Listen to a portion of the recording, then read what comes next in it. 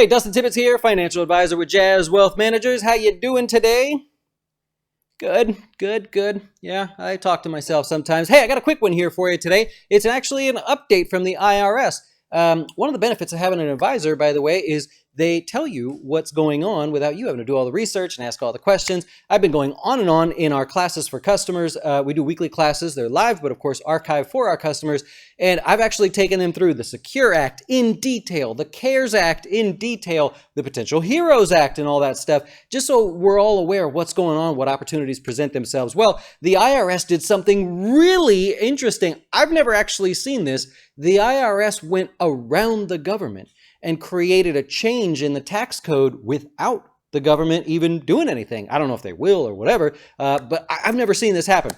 So anyways, the CARES Act, if you're not familiar, that's just come out there, it's allowing you to skip your RMDs in your accounts. It could be that it's a 401k, you've now retired, you are 70 and a half, or starting this year, 72, and you have to take money out. But more importantly, who this seems to be hitting, or I seem to be hearing a lot more comments from, is people that inherited IRAs, right? It's a sad event, of course, but if you inherited an IRA, especially this year, this could be huge for you. So here we go. We're going to dive through it there. If you're not familiar, the RMDs, they apply to 401ks, traditional IRAs, 403bs, things like that, right? Pre-tax type accounts. And the reason they exist is because you're not paying taxes all these years. At some point, the government says, you're going to die, and we would like you to pay us some taxes. We gave you that break all of this time. So it's called required minimum distribution. And so what's happening here is maybe you inherited an IRA or you're retired. This year started and you said, well, let me take my RMD, right? We calculate them for you. It's very simple to calculate. Anyways, the CARES Act comes out and says, yeah, you don't have to take the RMD. So if you haven't done it already, you now have the choice of saying, do I want to take it or skip it till next year? This could be huge. I'll give you some considerations in just a moment. What they did in the CARES Act is they said, if you took it already and you want to put it back, this is super fine print here, but they said, okay, you can put it back if you want, provided that it's in a rollover type account or an account that could be rolled over. It's been no longer than 60 days and you've done no other rollovers within the year. Right? It was kind of messy.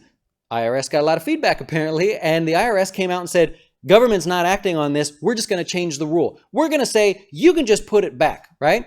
Now, in inherited IRAs, previously it was very difficult, even with the CARES Act, to put your money back if you already took the RMD or if the person who was deceased took it right before they died. Maybe they took it in January, they died in February, you inherited the account in July. You go, oh my gosh, this is a mess now, right? The IRS now says if you have an inherited IRA and you took money out, you can put it back. You can just go put it back, right? Very cool how that's happened. Now, here's some considerations for you. If you inherited an IRA, and I'm going to focus on these people here for just a second, what started this year was something known as the 10-year stretch. Used to be, if you inherited an IRA, you could spend the rest of your lifespan drawing from that. That was one of the choices. There was a 5-year stretch, and then there was just take all the money out. Most people took the lifetime stretch. You're grandfathered in. If you inherited it this year, you have 10 years to withdraw that account.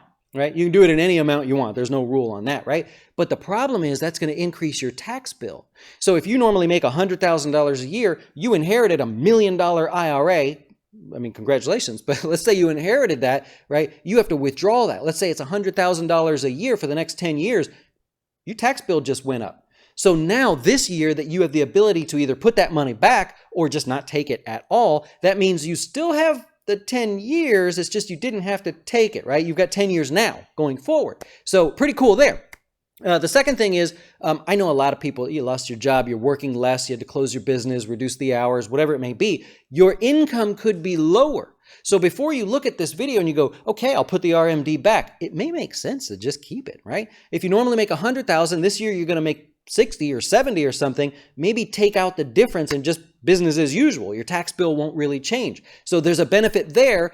Well, not only that, but if you needed the money to survive, of course, that's helpful as well. And then that's the third thing. If you need the money, a lot of people are in tough positions. If you need the money, by all means, don't worry about this. Just take the money, survive, do what you have to do, keep your business and family afloat or whatever it takes. But those are some considerations. It's a small change in the tax code. We don't need to spend a lot of time on it there. But this is even different than last week. I did a class for customers to go over this in great detail. and it's since changed. I mean, things are fluid there. So, of course, I'll keep all customers updated as things happen. And I just thought I'd share this with you guys, right? So if you're working with an advisor and they haven't told you this, or they're not even talking about it or helping you at all, this could mean thousands of dollars that you save in taxes, or potentially strategize to pay less taxes over the long term there. So I hope that helps. If it did help, maybe you'll hit the subscribe button, and I do appreciate you guys hanging out with us today. You enjoy the rest of your day, and that's pretty much all I got for you. See you later.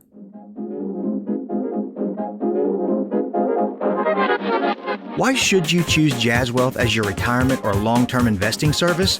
Our portfolios are managed by us, not some faceless mutual fund manager. Our private classes will teach you everything about investing and getting your dough straight. Best of all, our fiduciary standard means your best interest comes before ours.